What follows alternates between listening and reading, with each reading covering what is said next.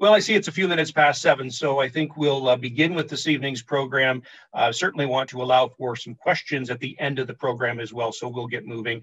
Good evening, everyone, and hope you are all keeping yourself well. My name is Perry Essler, the Executive Director with Jesse's Journey. I'd like to thank you all for joining for what's going to be a great night, our second virtual research grants announcement.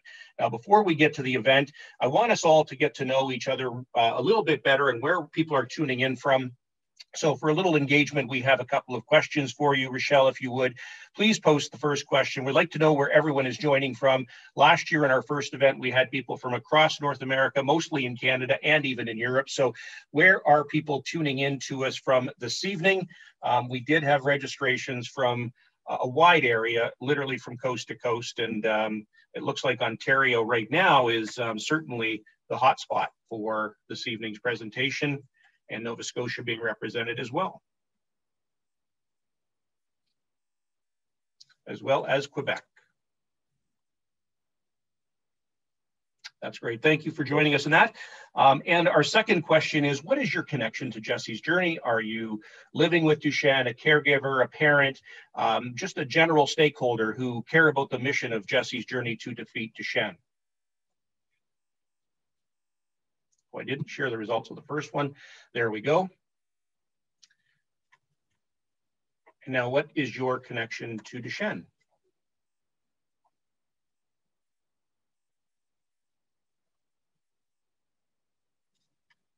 Very good. We have a person living with Duchenne. We have a wide representation of caregiver or parents, as well as a healthcare professional, and of course, researchers who also join us each and every year in this process.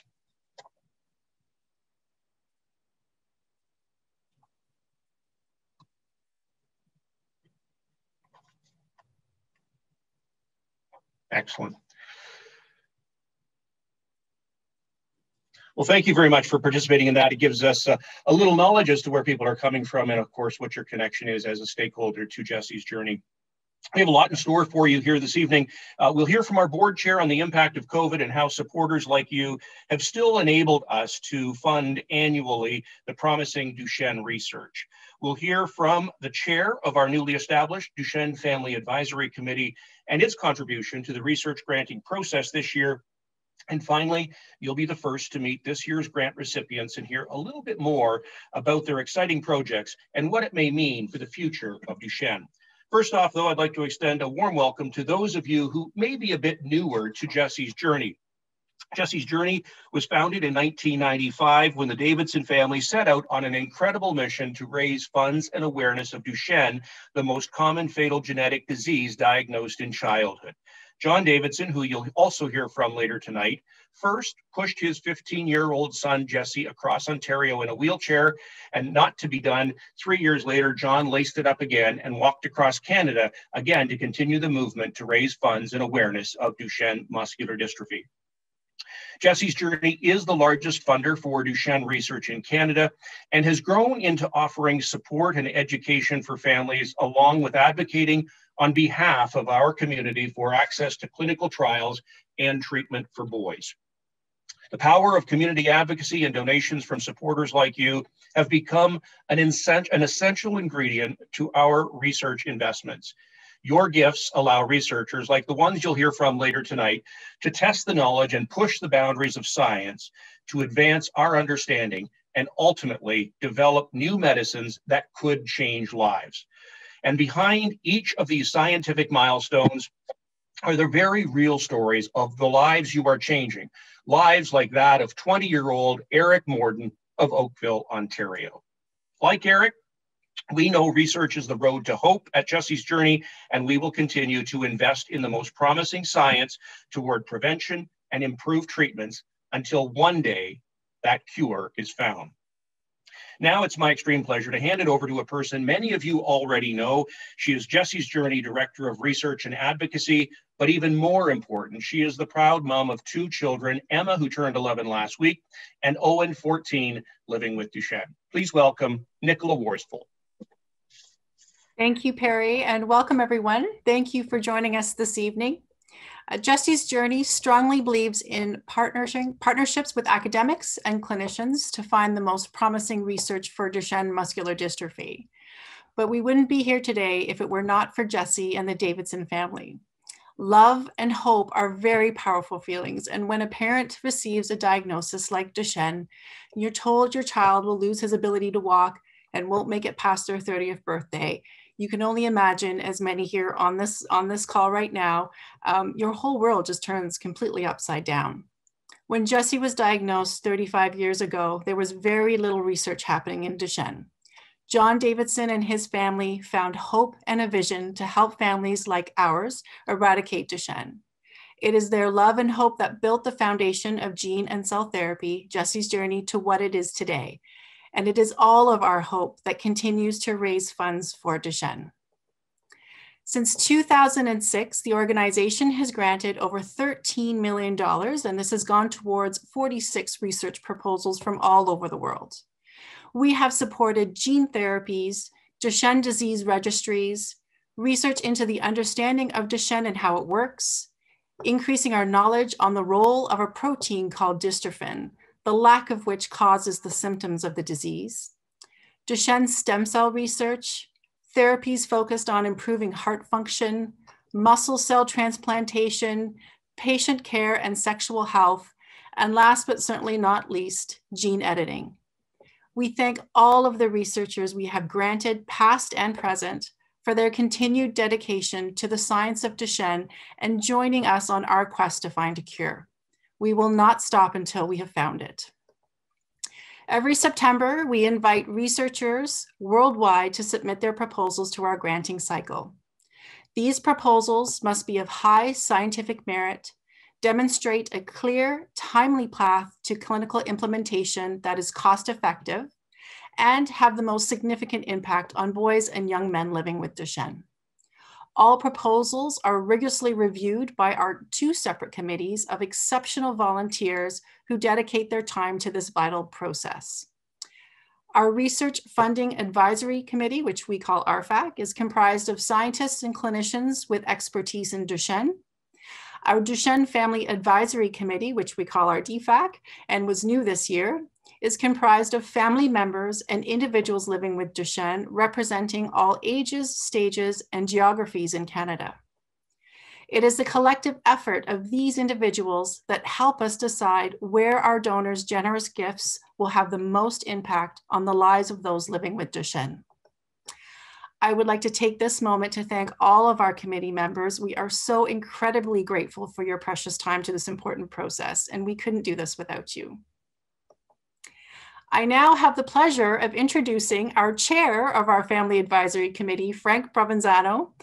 Frank is the father of Tori, a 19-year-old with Duchenne, and has been involved with our research review process from the very beginning, which Frank, I think, has been more than 15 years now.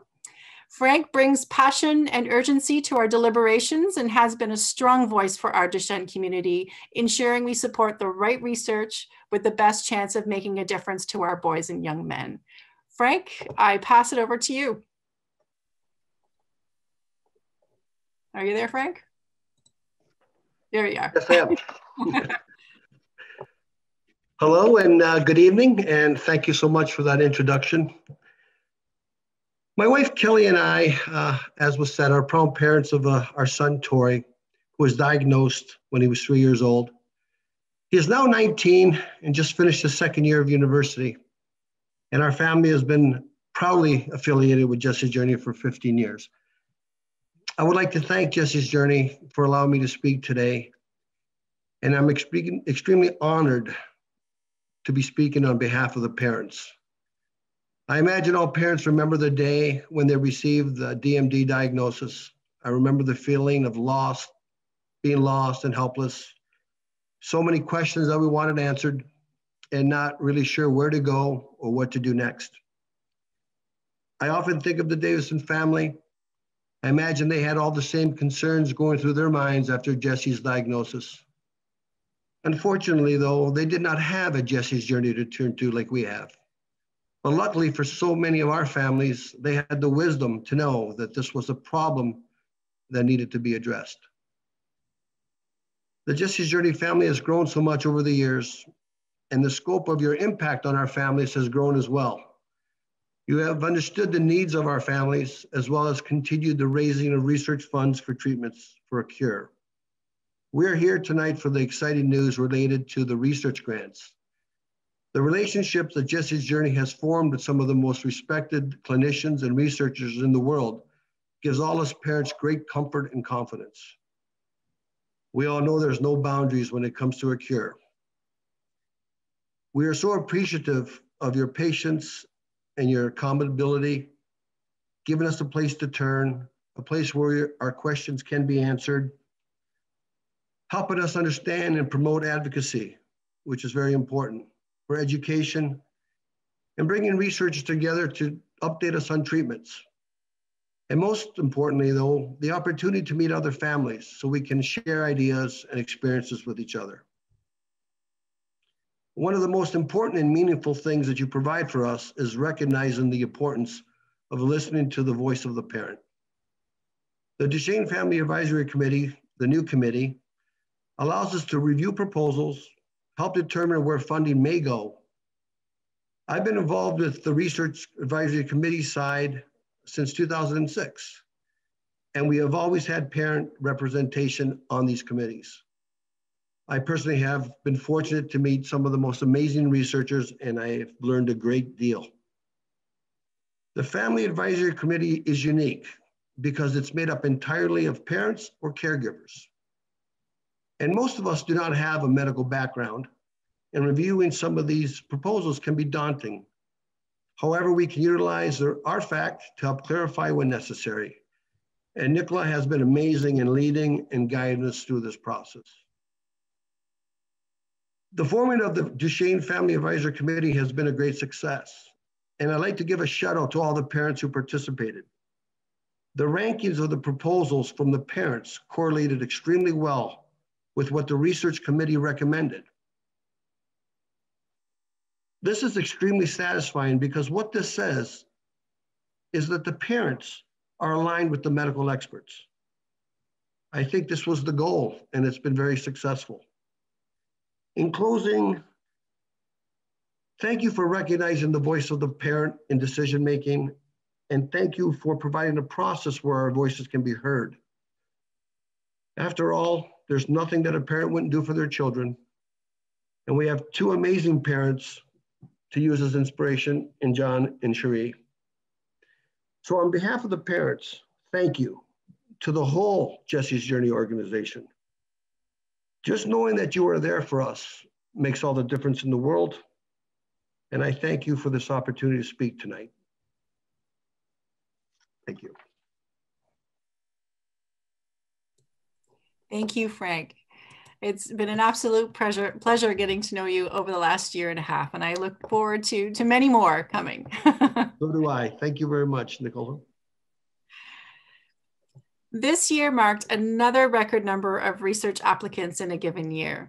This is so encouraging for our community because it means there is an increased interest and commitment to Duchenne science and drug discovery, bringing us even more hope for what the future may bring. However, this year has been a difficult one for us all. With the uncertainty of the looming pandemic, we really didn't know what position we were going to be in this year, and we were prepared to make some difficult decisions on what we could grant this year. But with your continued exceptional support, we're proud to announce our commitment of over $1.7 million to research this year, the largest annual amount in a year like no other. Because of your support, we are getting closer than ever to defeating Duchenne. As of today, your funding support has granted over $14.8 million across 50 research projects. Thank you. And on that high note, I will now like to introduce an academic, motivational speaker, and advocate. Please welcome Dr. Jeff Preston, Chair of the Jesse's Journey Board of Directors and Assistant Professor of Disability Studies at King's University College at Western University in London, Ontario. Jeff, are you there? Yeah, I am. Thanks so much, Nicola. Thanks, Jeff. Since 1995, Jesse's journey has built a foundation of strong partnerships with scientists and families dedicated with a singular purpose: to discover treatments and a cure for Duchenne muscular dystrophy.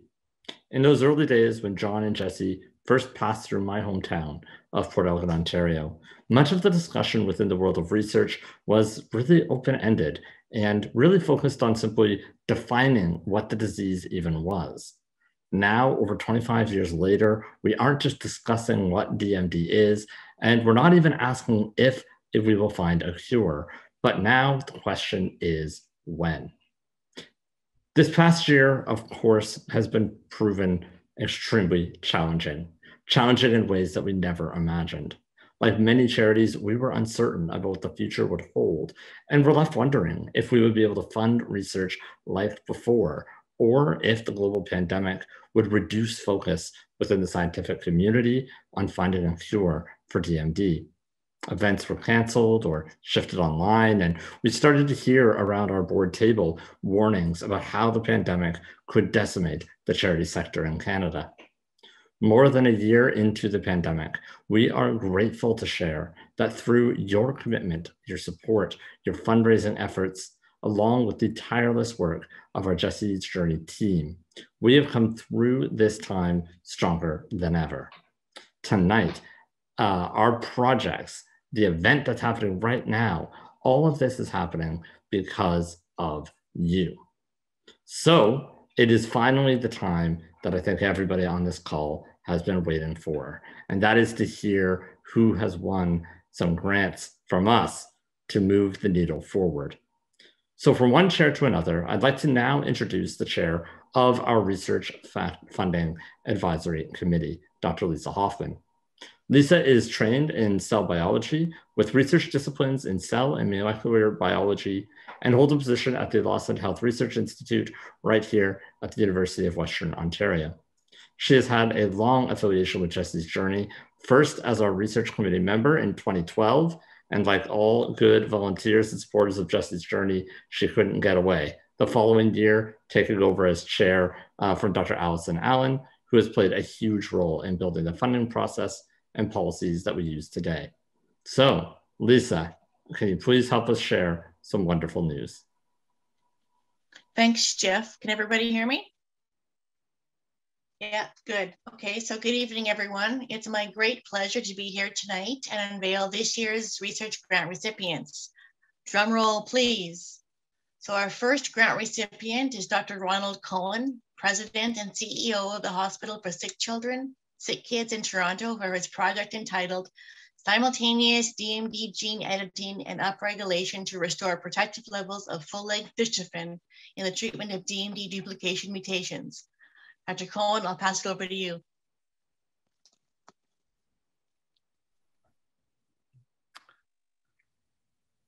Thank you so much, Lisa. Let me pull up my presentation.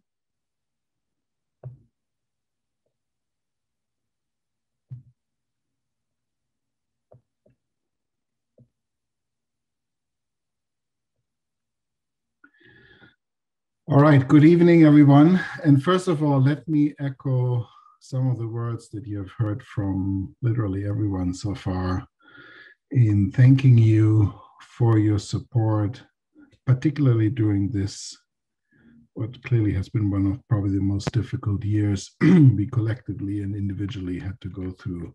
And I say this on behalf not just of my laboratory and my lab members, but really collectively on behalf of so many scientists. The fact that you continue to rally to support our science, our research, is something that I am in awe of and have been in awe of throughout the entire year, through so many people coming together to support not just Duchenne muscular dystrophy research, but so many other areas of foundations and funding. Because I've said it many times before, it's parents and individuals like you who allow us, who are scientists, to go forward with some of our creative thoughts that are not necessarily ripe enough to be funded through CHR grants or the more traditional grants. And I think foundations like Jesse's Journey have become the absolute anchor of creative science in our area. So wholeheartedly, thank you everyone for supporting not just my laboratory, but really everyone you will be hearing from today. So I'm not going to spend much time on what Duchenne muscular dystrophy is, because you know this at least as good as I do. But what I do want to spend some time on is the project that you have been helping us to get off the ground now. So there are about 11% of patients who have Duchenne muscular dystrophy who have a duplication of the dystrophin gene. And these duplications somewhat present a unique therapeutic challenge if you think about genetic and gene therapy and genome editing therapies. And as many of you know, my laboratory has been working now for almost 7 years already on genome editing and the CRISPR technology. And what the CRISPR technology really provides you with is an opportunity to perform genetic or genomic surgery, meaning you have the ability to cut out faulty parts of a certain gene and thereby try to find mechanisms of how you can repair those. Now, if you think about a duplication and you think about the ability to go into a genome and cut, then you would think, wow, that actually is probably one of the best ways of using the CRISPR technology, because you just go in there with 2 scissors and you cut out the duplicated material, and then you end up with what we would call the normal wild-type gene of dystrophin. And while that's the case, my laboratory has several years ago invented a methodology where instead of using 2 scissors or 2 guides, we're using 1 single guide that is cutting in part of the normal gene as well as in part of the duplicated gene, which has the same sequence, and thereby gives you then a wild-type gene. And the advantage of this, and the reason why this was really a phenomenal job by one of my previous graduate students and my research associate, is that if you think about how to deliver 1 scissor or 1 guide to initially a mouse and then eventually a human, it is much easier to do that, has probably significantly less side effects, and that's why this is a very elegant method. And we use this method in a mouse model that we created with a duplication of exon 18 to 30, where we injected this 1 guide into the vein of a mouse, where it would then lead to systemic distribution in order to see whether we can restore the wild-type normal full-length dystrophin in these mice. And that's exactly what we were able to see. You see on the very right side, the untreated duplication mice that have no dystrophin expression, like you would see in a boy with Duchenne muscular dystrophy. And in the middle of the panel, you can see that in one of the leg muscles, as well as in the heart, the application of the 1 single guide through an adeno-associated virus gives you quite robust expression of dystrophin protein, which again is a wild-type full-length dystrophin. That's different from some of the gene therapies that are currently in clinical trials where we are giving only a smaller version of dystrophin. So here we are restoring the full length of wild-type dystrophin. And although, as you can see, I'm going to go back for one more second, while you see fairly robust expression, you can see it's not all of the muscles, neither in the heart nor in the skeletal muscles of the extremities. But you can see that despite this, we see significant improvement in the strength of the mice, in the scar tissue fibrosis of the mice, and we also see significant improvement in the overall expression levels of dystrophin that then correlate to some of these strength and scar metrics that I'm showing you here. Now, what you are now helping us to figure out is the following. While we see fairly good results with our initial experiment.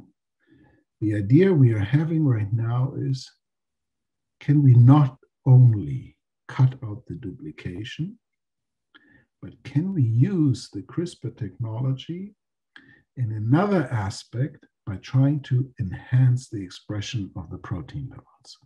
So what you can do with the CRISPR technology is you can inactivate the scissors and just try to make sure that the guide is binding to the promoter that enhances the gene expression and the protein expression. And we are trying to think about this dual approach by cutting out the duplication on one hand, and at the same time pushing the expression of dystrophin so that our levels of dystrophin are even better than what I've shown you before.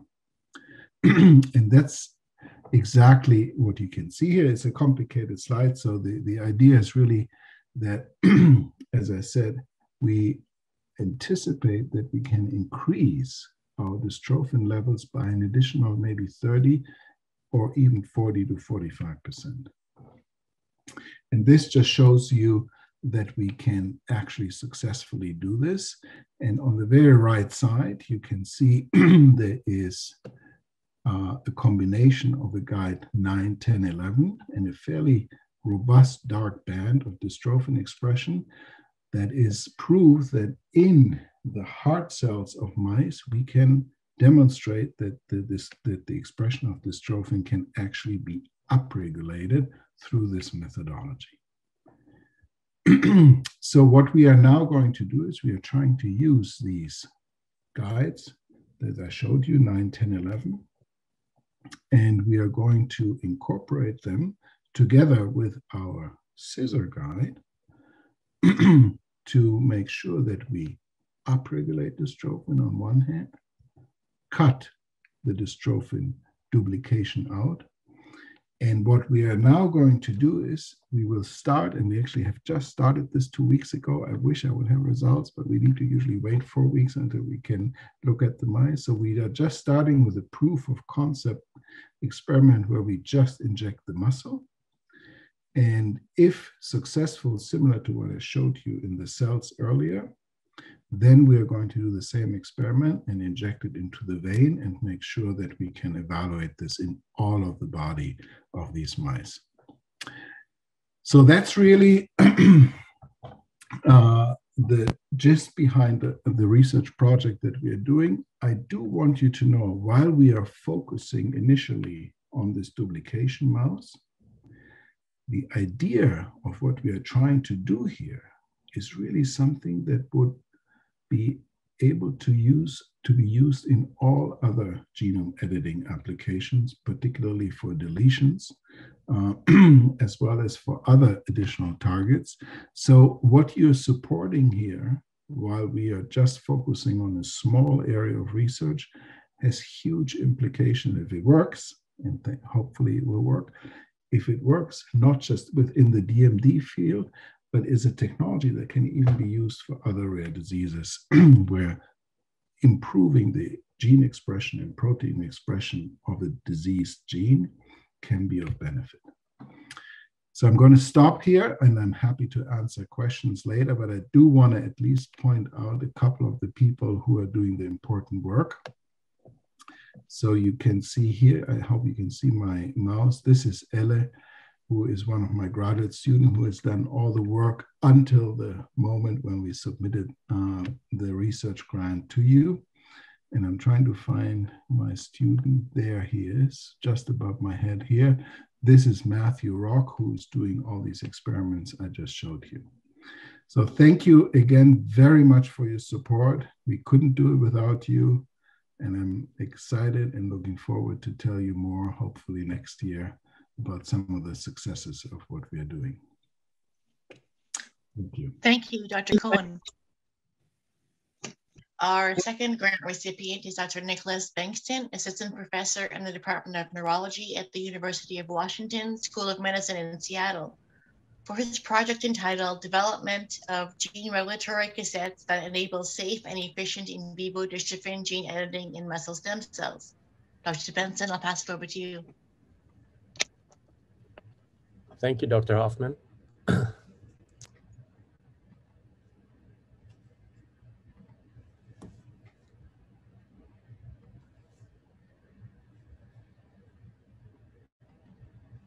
Well, good evening, everyone. Can you hear me? Yep, all good. Thank you, Dr. Benson. Excellent. So I would also like to thank the Jesse's Journey very much for funding this exciting project to develop gene regulatory cassettes to make it possible to use CRISPR-Cas9 to edit muscle stem cells. One of the main features of Duchenne here is this ongoing muscle injury and regeneration. And it's due to these unstable muscle fibers that because they don't express any dystrophin. And here you can see these individual myonuclei that make up these large myofibers or cells. And on top of each one here, we have multiple what's called muscle stem cells, satellite cells, or as I'm going to be abbreviating them later on, SCs. In Duchenne, because there is no dystrophin, you have these this instability that when there is force produced by the fiber, you get this injury that causes the fiber to degenerate. And you end up losing these myonuclei, and that activates these muscle stem cells that starts to divide and fuse into these fibers to then regenerate the fiber. Unfortunately, these regenerated fibers still do not express dystrophin, so you have this cycle of ongoing injury and regeneration. One way to deal with this is using gene therapy via the use of adeno-associated viral vectors. Now, these are excellent from the ability of being able to reach muscles through the circulation. They're also not known to cause any disease in humans, and they do not interfere with the patient's own DNA. Some of the limitations, though, is that they have a relatively limited packaging size of less than 5,000 base pairs, and the fact that any future repeat treatments could be tricky based on an immune response to a previous exposure to these AAV particles. So for Duchenne, the normal full-size dystrophin gene is too large to fit inside these AAV particles.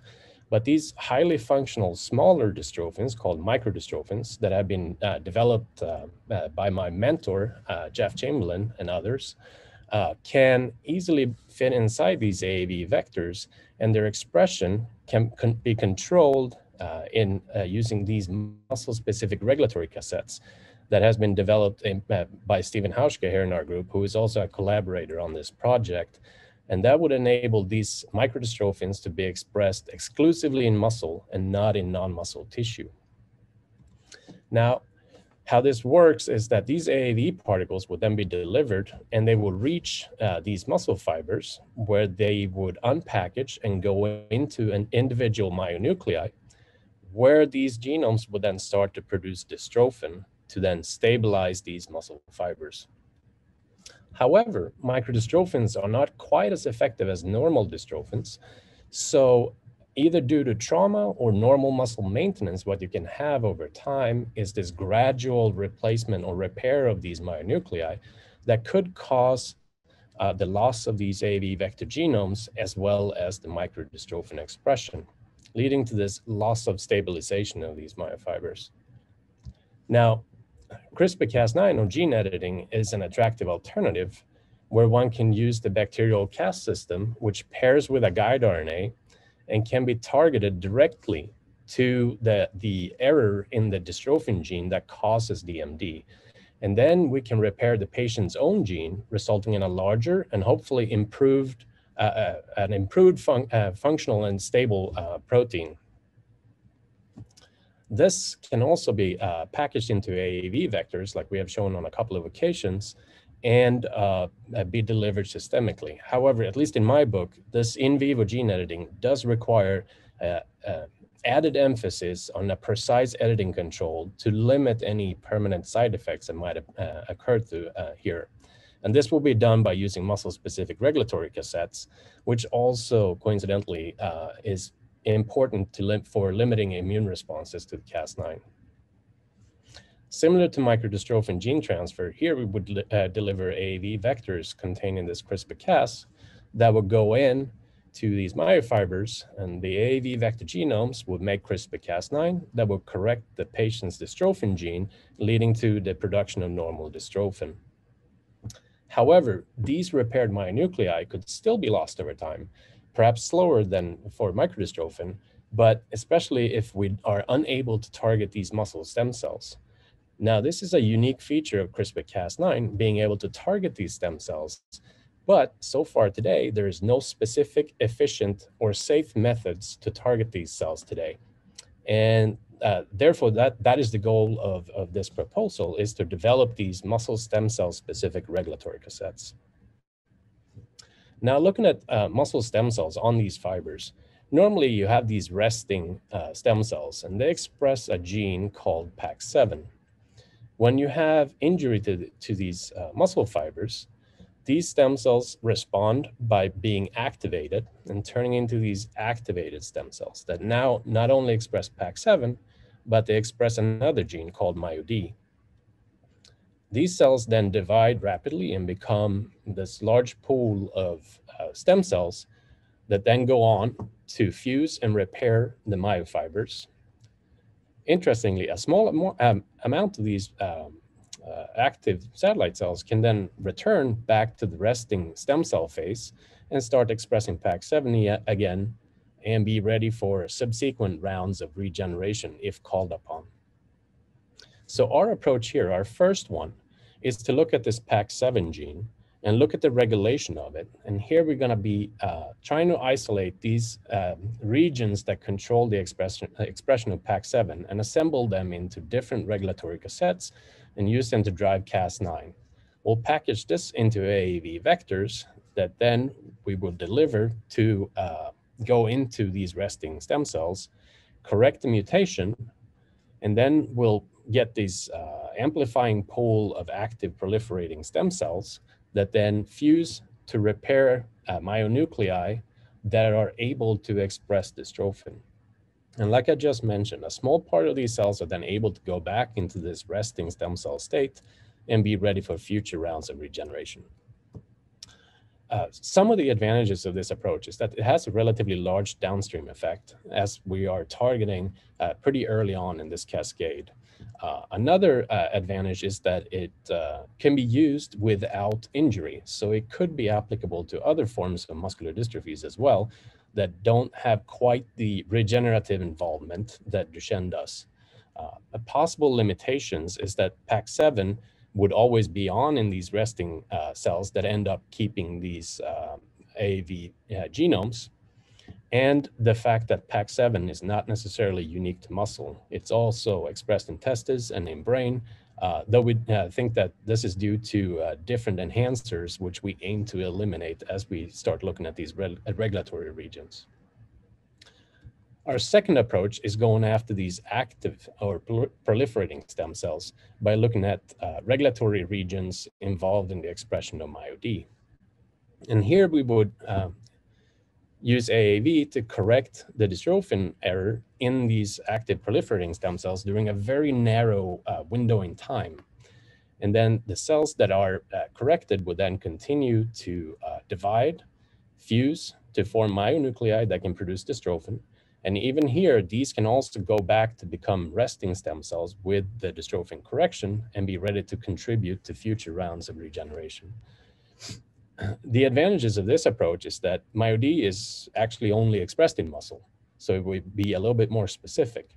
Also, as I mentioned, this will, since we're targeting this transient amplifying pool of active stem cells, the production of Cas9 would only be temporary and it would not be expressed in these myonuclei or in resting stem cells. A possible limitation here is that it could have a slightly less impact in the absence of injury, as we would require there be a large amount of these active proliferating stem cells in order for it to work. But that should work great for Duchenne. So just to finish up here, I wanted to give you guys a brief project overview. We will start here by designing an in vitro testing and figuring out these different regulatory cassettes and try them in myogenic stem cell cultures and compare them to control cell lines. Once we have a number of candidate regulatory cassettes, we'll move into this in vivo testing where we would use AAV particles to transduce muscle, and then we'll harvest these targeted stem cells, and we'll compare how well these regulatory cassettes work in those cells.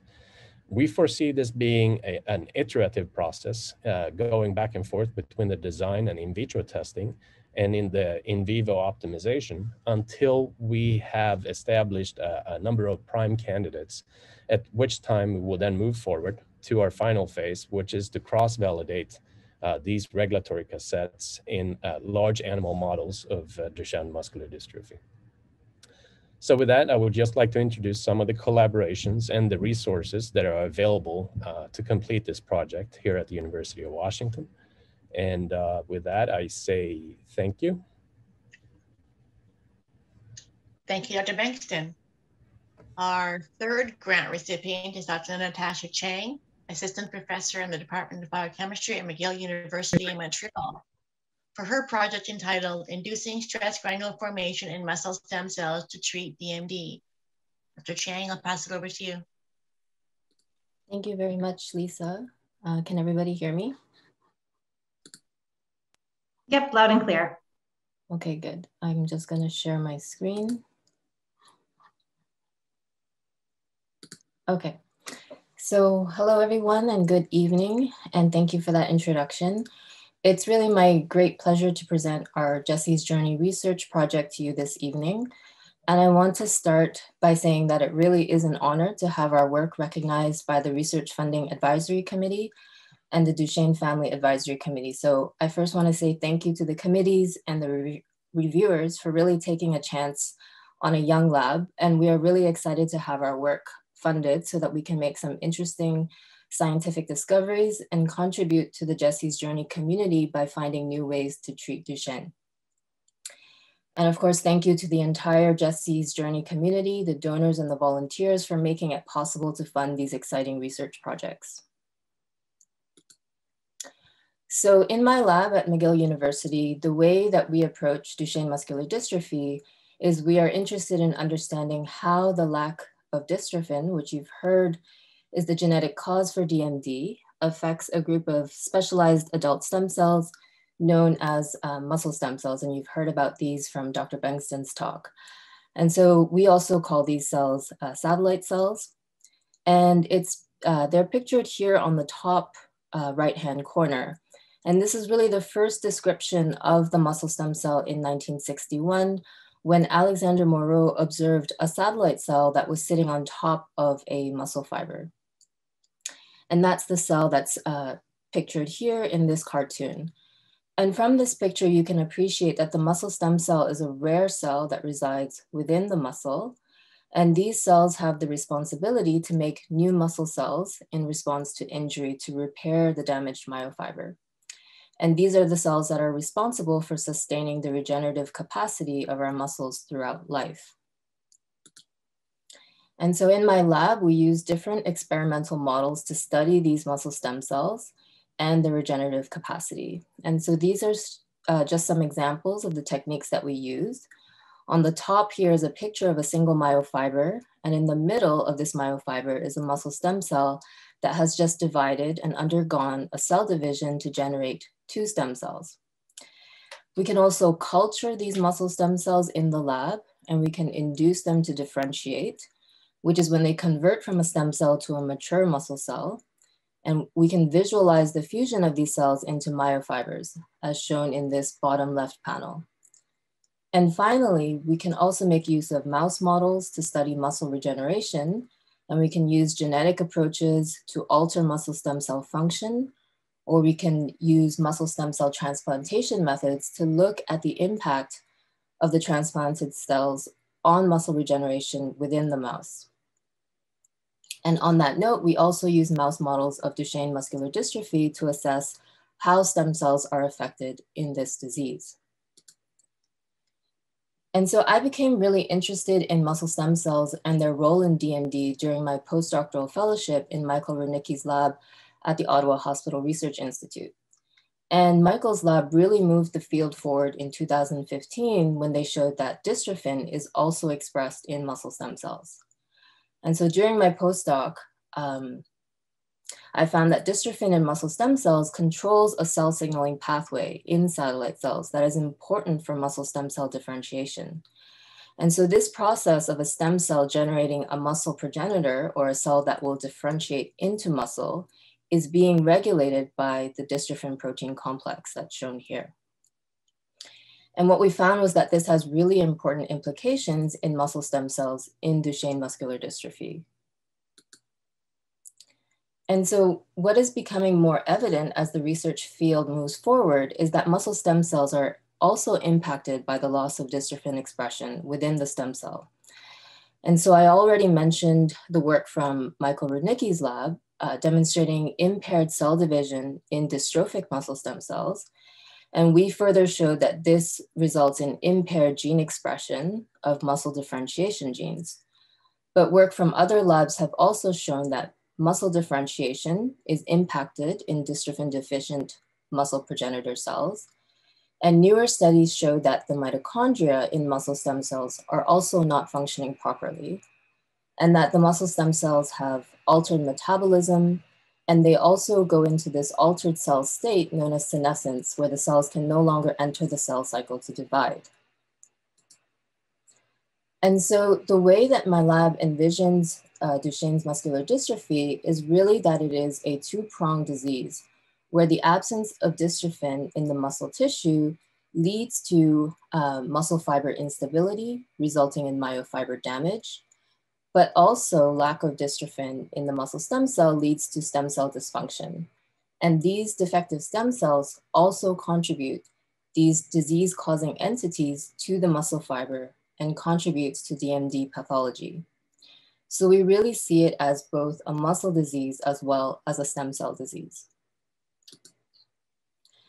And so the rationale for our project came from discussions with Imed Galuzzi, who is my colleague in the biochemistry department at McGill.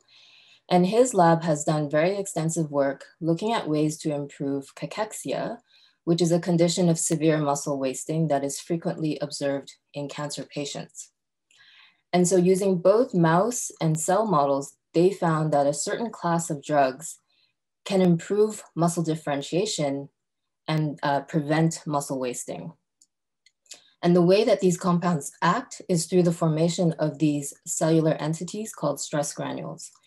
And so we asked a very simple question, which has turned into a really interesting research project, which is, can we use the same strategy in dystrophic muscle stem cells to improve their regenerative potential? And if we correct these stem cell defects in DMD muscle stem cells, can this lead to a potential treatment for DMD?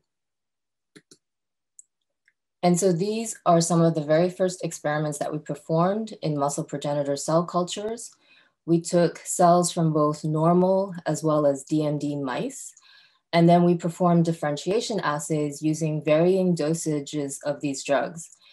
And what we're really excited to see is that we can improve muscle differentiation at very specific concentrations in both healthy as well as dystrophic muscle progenitors.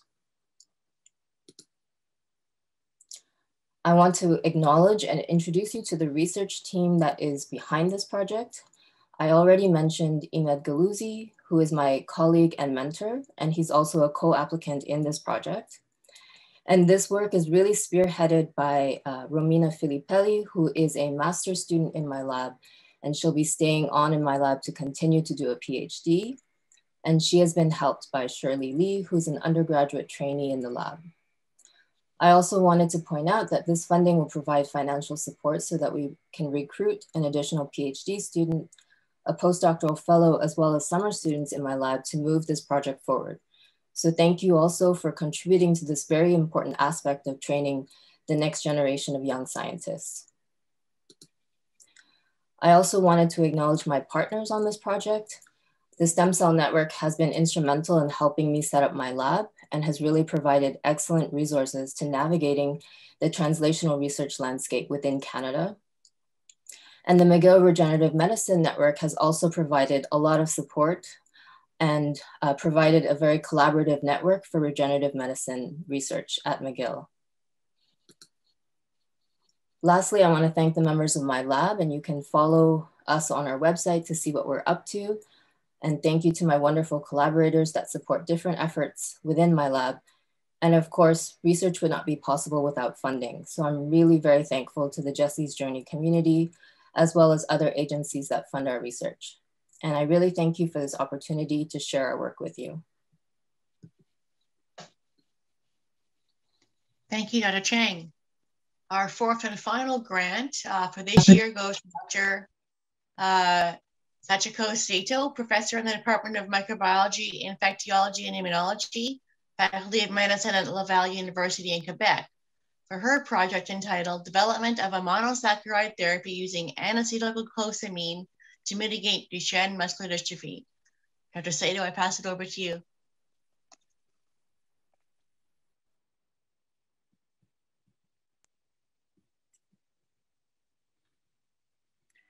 First, I would like to thank the Jesse's Journey for the support of the clinical study to develop the very unique N-acetylglucosamine the treatment for the Duchenne muscular dystrophy. All members of the three laboratories, I truly appreciate your support. The concept of this project is quite different from most of the therapeutic approach for the Duchenne muscular dystrophy. So I would like to spend some time to explain our hypothesis and concept. First, I would like to remind you how the muscle is connected to our body. The muscle membrane is required to be linked strongly with the basal lamina or the cell matrix. Otherwise, the muscle membrane would be damaged by the repeated contraction. This interaction must be very strong. At the same time, it must act as a shock absorber. Costamere is the protein complex which connect the contracting machinery and the muscle membrane with the cell matrix. Now we closely look at the costamere. The costamere is composed of the many proteins. Among them, the most important one is the dystrophin-associated glycoprotein complex. This complex is a major player to connect the muscle membrane to the cell matrix. It is composed of the dystrophin and the two dystroglycan, alpha and beta. Alpha dystroglycan binds to the laminin. Now, I believe that many of you have seen this simplified illustration here, but in reality, this is too simplified. In reality, what you see is the laminin is binding to oligosaccharide chains attached to the alpha dystroglycan. Okay, now, what are the oligosaccharide chains? Oligosaccharide is a chain of many monosaccharides, or we could call a sugar chains. But please notice the sugar I mean here is not the sugar to add to the coffee or glucose. In our body, there are many other kinds of the sugars or monosaccharides. As you see here, in this case, the alpha dystrophin is decorated more than 15 chains of the oligosaccharide chain composed of the xylose and glucuronic acid. Thus, the nature had chosen to use the interaction of the laminin with oligosaccharide chains of the dystrophin to form the strong binding muscle to the body. This interaction, if you look at the simply one laminin to bind to this oligosaccharide, is quite unique, quite weak. However, we have lots of binding site, and together those interactions actually that led to the strong binding. Because this is very important, so I just would like to explain a bit more with using the two slides, why those interaction is important. Let me take everybody's everyday life example using the bread cloth. Many of you knows how strong yet flexible when we use the bread cloth instead of the buttons or snaps. When you look closely at the bread cloth, there are many tiny hooks. Plastic hook, and then single hook cannot form a very good interaction with the counterpart. However, if you have a massive amount of this tiny weak interaction, it ends up with a very strong and flexible interaction. Now, you will see how the back rows work. You could imagine this is the muscle membrane, and those small hooks you can consider the dystrophin, dystroglycans, the complex, and this part is a laminin. So how you can see that this weak interaction, but lots of binding site collaboration actually make this the binding interaction very strong yet flexible. So in the Duchenne muscular dystrophy, that the muscle, dystrophin-associated glycoprotein is missing because the dystrophin is not there. And then this lack of the dystrophin leads to the disappearance of the beta dystrophin, dystroglycans, and alpha dystroglycan. And we just wonder that can we enhance the other type of interaction between the oligosaccharide chain and protein to make the laminin muscle fiber interaction strong, yet flexible? Can we do it? That is our hypothesis. Now I'm taking you another kind of like a very casual example and image here. I didn't tell you before, but in fact, our muscle cell, skeletal muscle, and the basal lamina is covered with lots of sugar. And again, this sugar is not the sugar you see it here covered with the sweet. It is another type of sugar, and then that I'm going to explain, show you next. So in the previous slide, I make the illustration very simple, and I didn't show you any oligosaccharides attached to the laminin or muscle membrane. But in fact, laminin is covered with almost more than 40 oligosaccharide chains. And also muscle membrane is also covered with the oligosaccharide chain. Most of the major component is now different: N-acetylglucosamine, galactose, mannose, and stearic acid. But as you can see, in this case, it's endothelial cell, but you can see all our membrane, the cell surface membrane is covered with the sugar. And at the same time, in muscle, there's two oligosaccharide binding proteins called galaxin-3 and galaxin-1. Those protein is released from muscle, and then they can cross-link between the two oligosaccharide expressed on the laminin and the membrane. In fact, galaxin-3 has been long known to be the laminin binding protein. So we just wonder that can we actually enhance this interaction to compensate that the lack of the dystroglycan glycoprotein complex? Okay, so to do that, there is a two way to do it. One way is obviously the administrating galaxins. However, that this kind of approach is quite expensive and time consuming. And another approach we can think of is that whether we can create an environment where we could increase the biosynthesis of the oligosaccharide, which can be recognized by the galaxins. In fact, that it is possible to do it because we knew from the previous work that the oligosaccharides, which is optimal for the galaxin binding, can be enhanced by the N-acetylglucosamine. N-acetylglucosamine can be directly incorporated towards sugar and therefore increase the synthesis. In the normal cell, normal tissue, most of the time, this N-acetylglucosamine comes from the glucose. But in the case of muscle, most of the glucose is considered to be utilized for the force production and glycogen synthesis. Therefore, this N-acetylglucosamine treatment would be impossible to increase the ligands for the galaxins. So that's what it is. Now, so in order to do that, first we do the preclinical study using the N-acetylglucosamine and inject to the one model of the Duchenne muscular dystrophy MDX mouse. In this case, we use the intraperitoneal administration for 10 days. As you see here, the muscle damage would be significantly decreased, and also the muscle force production is significantly enhanced. These results actually shows like a proof that it's kind of a concept of the concept, so that it is possible that N-acetylglucosamine treatment could mitigate some of the Duchenne muscular dystrophy phenotype. We are now currently working to address whether the oral treatment of the N-acetylglucosamine is possible to mitigate the Duchenne muscular dystrophy. At this moment, it's very preliminary, but we see that we have a lot of encouraging data and result, and that suggests at this moment, the effective dose of oral treatment would be that 1.2 gram per kilogram per body weight in mouse, which is equivalent to the 144 milligram per kilogram body weight in human. So lastly, I have to emphasize one thing. This, the therapeutic impact of the N-acetylglucosamine, we have to use 100% pure N-acetylglucosamine like a pharmaceutical grade. And then which is different from the like a so-called glucosamine or the glucose the sulfoglucosamine that which you can find in the pharmacy in the supplement. And those are not the pure N-acetylglucosamine. And moreover, high level of those compounds have a damaging, harmful effect.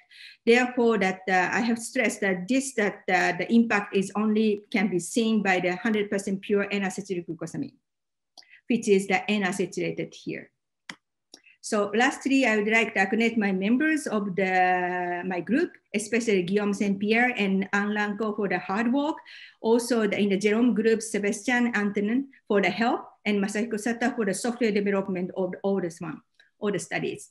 Also that I would like to acknowledge the Wellesley Therapeutic to provide us the N-acetylglucosamine. Original work was supported by the Glyconet Center of Excellence together with CIHL and the Wellesley Therapeutic. And now I'm very thankful for the Jessie journey so that we could continue this preclinical study to move forward to the clinical study. Thank you very much.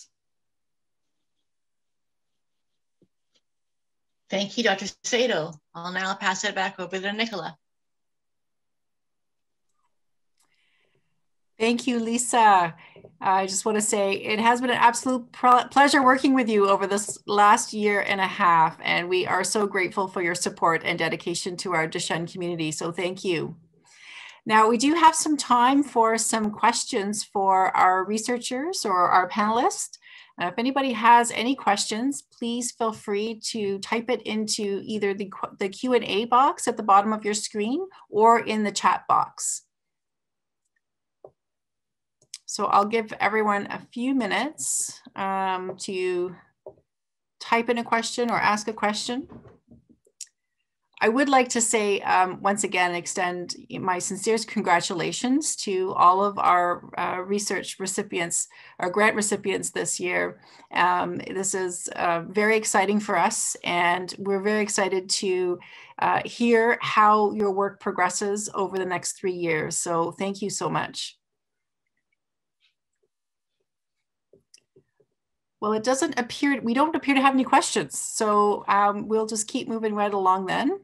Thank you again. I now have the honor of introducing the founder of Jessie's Journey, John Davidson. John, as a fellow Duchenne parent, words cannot express my thanks to you, Shireen, Tyler, Tim, and Jessie. Because of your family, all of our Duchenne families in Canada now have a place to go to connect, to learn, and find hope. We have all joined your quest to find a cure, and every year our family of families grows larger, and together we will fulfill our dream of a world without Duchenne. John, I will pass it over to you. Thank you very much, Nicola. This has been most definitely a very heartwarming evening for both Shireen and I know that Jessie would be very proud of everyone who has helped us reach the milestone that we're at this evening. I want to extend my thanks to Dr. Hugh McMillan from Children's Hospital of Eastern Ontario and to Dr. Jim Dowling from Sick Kids Hospital in Toronto. I thank you, gentlemen, for your dedication and your commitment to research by serving on the Jessie's Journey Research Funding Advisory Committee. We would not be where we are this evening in regard to funding were it not for people like you. I realize that the kind of input that you have provided comes with a price. There's a price in time spent away from family and those you love, and you gentlemen have certainly gone above and beyond the call of duty in logging the hours that you have in supporting all those dealing with Duchenne muscular dystrophy. And I thank you on behalf of all those families and youngsters with Duchenne. You've played a key role, a very key role in helping us create a unique model that brings together researchers, patients, in many, many cases, the parents of those patients, the donors, and the volunteers. This is a model that we can say has been built without government help at any level. And it's something that I hope you will proudly say when you look back on your time in serving on the Research Funding Advisory Committee, that this is a model that can be duplicated in other parts of the world, but it was something that was built here in Canada. And on behalf of all those families dealing with Duchenne, and on behalf of the Davidson family, Shireen and I know Jesse would want to extend his thanks, as would his brothers, Tim and Tyler. And we thank you for all you have done, for your great commitment to research. And we look forward to a continued presence in the research world as Canada's leader in funding research into Duchenne muscular dystrophy. Thank you both, gentlemen.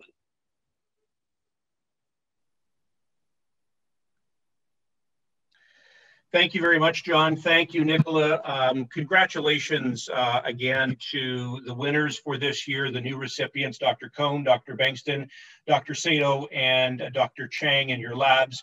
It is a privilege for me at least, to sit on the DFAC and RFAC committees and listen in to the decisions and the deliberations that are made throughout those committee meetings, which, as Nicola said earlier, begin in September and are concluded with the board decisions at the end of March.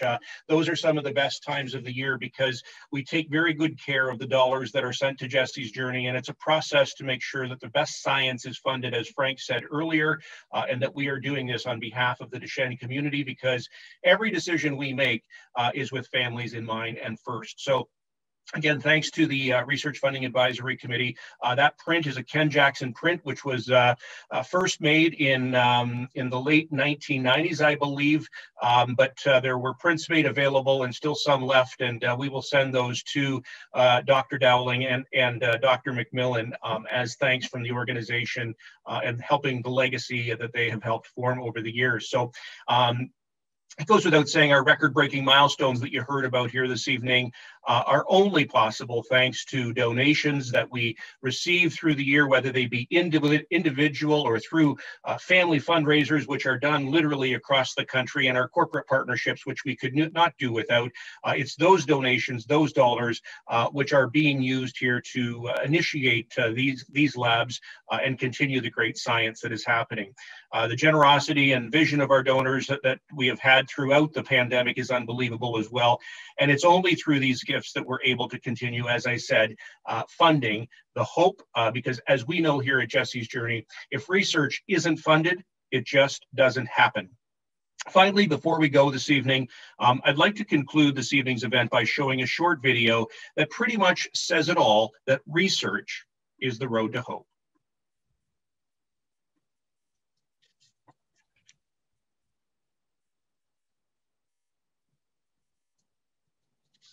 Duchenne is such a brutal disease that takes away from these kids' lives, and so I think there's an urgent and huge need for new therapies for Duchenne. We were always saying gene therapy and muscular dystrophy, it's never going to happen. Today there are about 4 clinical trials to commence for Duchenne muscular dystrophy. Talking to families about this diagnosis currently versus, a couple of decades ago it's a massive difference. The dream is to take something that is that debilitating and make it manageable, make it something curable, make it something that, my children one day don't have to worry about. Jesse's Journey has been a critical player in neuromuscular research in Canada. We have a disease that I think is kind of on the run, and I think there's a chance that we'll see it erased in my lifetime. We're just interested in putting ourselves out of business.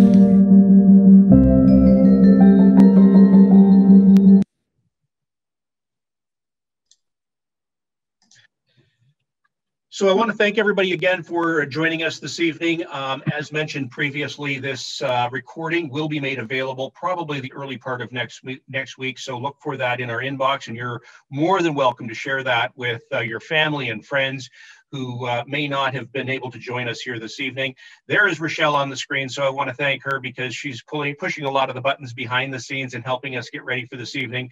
And I want to extend congrats and thanks to all of our staff at Jesse's Journey who work with many of the families across the country on a regular basis and helping to initiate fundraisers and answer questions and direct questions even to Nicola, who is always there to help vet research and the likes. So it is an ongoing thing here at Jesse's Journey to look at research, work with families, and try and make those connections happen. Rochelle, I'll turn it to you to say a final thanks. No problem. And I did realize that the video wasn't shown, so I am going to show that again because it is such an impactful video and it's only 1 minute long. So I apologize for that. We're just going to share it one more time. Okay.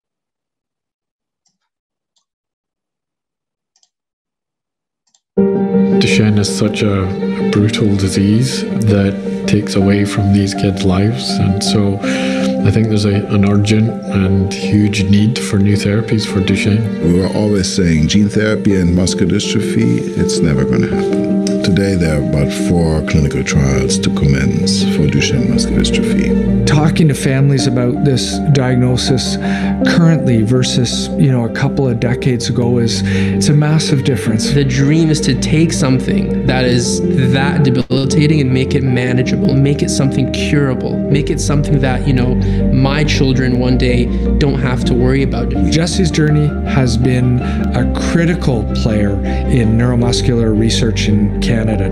We have a disease that I think is kind of on the run, and I think there's a chance that we'll see it erased in my lifetime.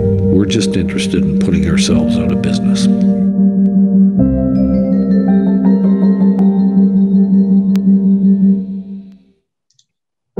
Duchenne is such a brutal disease. And with that, I will say thank you again. If you ever have any questions from this evening's presentations, by all means, all of the folks that you heard from this evening have agreed to answer those. We can forward by email and ensure that we get some answers. So again, thank you. Appreciate you joining us.